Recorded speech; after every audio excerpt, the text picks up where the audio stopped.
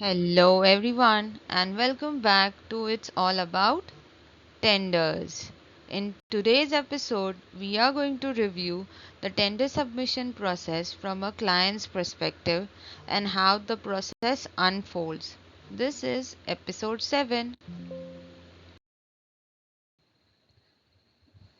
Let's have a recap.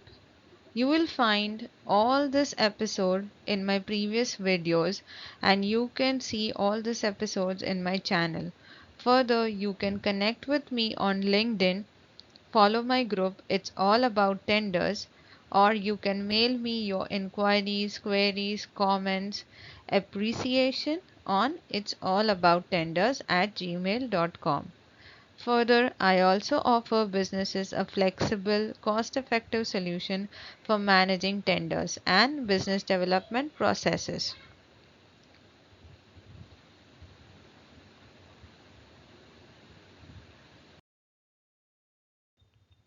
Before we begin, let's have a look at some insights. In episode 3, we had reviewed the submission process based on the department involvements and the role of individual department of a bidder. Like, how will you submit a bid? Considering all the approvals from all the departments, you can go back to episode 3 to review the process. In this episode, we shall review the submission process from a client's perspective and what happens if there are any changes made to the tender documents after floating the tender. Like if there are any changes that gives advantage to a certain competitor, like the documents were tweaked so that the competitor gets an upper hand, or if the client wants to broaden the qualification requirements and let more players participate so that they can get a good price. This is important as this helps us to understand the thought process of the client and how he wants to proceed with that particular project. So now let's have a look at the tender process before submission, like the duration from which the tender is floated up till the submission. A package of documents consisting of NIT, PQC, GCC, SCC, BOQ, etc. I hope you guys remember these abbreviations. If not, you can go back to episode 2 to view the video on abbreviations consisting of all the abbreviations used in tender documents. This package is floated by the client on their own hosted websites or state government websites or the GEM portal. These documents contain the complete information about the project and a clarity on what documents are to be submitted. So after the tender is floated in the tender documents, there is also a pre-bid meeting mentioned. A pre-bid meeting means that all interested parties who wants to participate in this tender reviews the documents, and if there are any queries or clarifications that are required from the client, this all is discussed in the pre-bid meeting. So the client decides the venue, the date when this meeting is to be held, and all interested parties attend this meeting to understand the requirements and meet the concerned people. The queries are then discussed and the meeting is closed.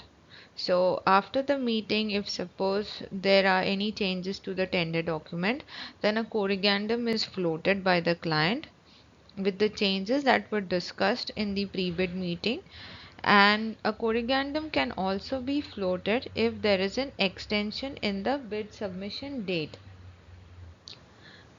Like if suppose a bidder requests the client to extend the bid submission date, the client can do that. Generally, as a rule, a tender can be extended up till 3 times for the submission date, but it also depends on client to client.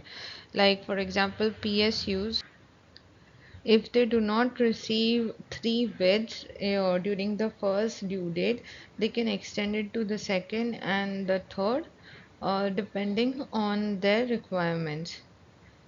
After that, we also have to submit the EMD. So, depending on the client, if EMD has to be paid on the tendering website through NEFT IMPS mode. We can do that on the tendering website. Finally, all the bidder documents, including the PQCs, price, and extras, EMD are uploaded. The document preparation can be seen in episode 4, documentation. The tender is then submitted. So this is all you have to do to submit a tender. So now you have submitted your bid. So let's review the process that happens after you submit your bid. So what happens is packet 1 or the technical bid or the unpriced commercial bid, however you want to name it, is opened first. The client evaluates the submitted documents for qualification, past performance, suspension or blacklisting if there is any, because a bidder, if he is on suspension list by any government unit or blacklisted, is not allowed to participate in any other bid. So all these requirements, the annexures, the GSTs, the PAN, the incorporation certificates, all the documents necessary to establish your qualifications is evaluated by the client. If suppose there are any documents that are missing while evaluating the technical bid, or some documents if they are not signed or incorrectly submitted, the client can raise a clarification request online on the website where you have submitted the bid, or he can contact you via email. The bidder has to then provide the necessary documents within the time frame allotted by the client. Like they can raise a qualification request stating you have to submit XYZ documents within 3 working days or by due date so and so. So you have to reply or upload the documents on the website before the due date. Otherwise, you might stand a chance to get disqualified. If a bidder qualifies the technical round, that is this technical bid opening round, then the packet 2 or the financial bid is opened. The qualified bidders are evaluated based on the price quoted, including taxes and duties, if any, or if any other cost is asked. So, the complete package with respect to price is evaluated. The bidder who quotes the lowest is the winner. In some cases, the client may also call for a reverse auction, and the bidder, uh, if the bidder quotes the lowest in the auction, is then declared the winner. Like you can be an L1 bidder, that is the lowest bidder in the bid opening, that is packet 2 opening. But if a reverse auction is called, you do not quote the lowest and somebody else quotes, then he can be declared as the winner and then you don't stand a chance. So the reverse auction is equally important. I would also like to update you on some terminologies here. Like the lowest bidder is called L1, the second lowest is L2, and so on. The highest bidder is called H1, and normally, as a rule, the H1 bidder is not allowed to participate in the reverse auction.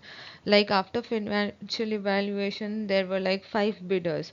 So the H1 bidder will not allow to participate in the reverse auction, and only 4 bidders will go to reverse auction, and the L1 amongst this 4 bidder that emerges in the auction is declared as the winner. Please note some brick projects may divide the tender between 2 or 3 bidders. Like it can be a 60-40 rule. If there are 3 bidders that can be allocated, so it can be a 50-30-20 ratio, or some tenders can be divided by regions. For example, the East Coast can be taken by the L1 bidder, and the second West Coast can be taken by the L2 bidder. But the catch over here is that the L2 and the L3 bidders, if there are more than 2 bidders, they have to match the price of the L1 bidder. If they match, then the project is divided between them. All these conditions are mentioned previously in the tender itself, so there is nothing new that would come up after you submit a tender. So before you submit, you have to evaluate these clauses, whether it is a split tender, whether it will be split between 2 to 3 bidders, or whether there is a reverse auction. So you have to, pad up your price, considering you have to give more discount in the reverse auction, but make sure don't pad it up so much that you become the H1 bidder and are eliminated from the process.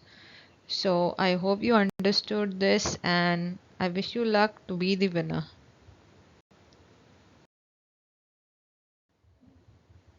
So we have reached the Q&A section now. It's time to scratch your brains again. Let me know, what do you think is the most crucial step in the tender process? Let me know your answer in the comments.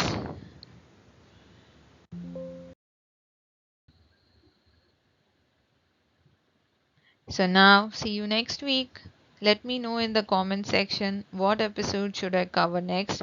I will be back next Monday with some more insights on tenders.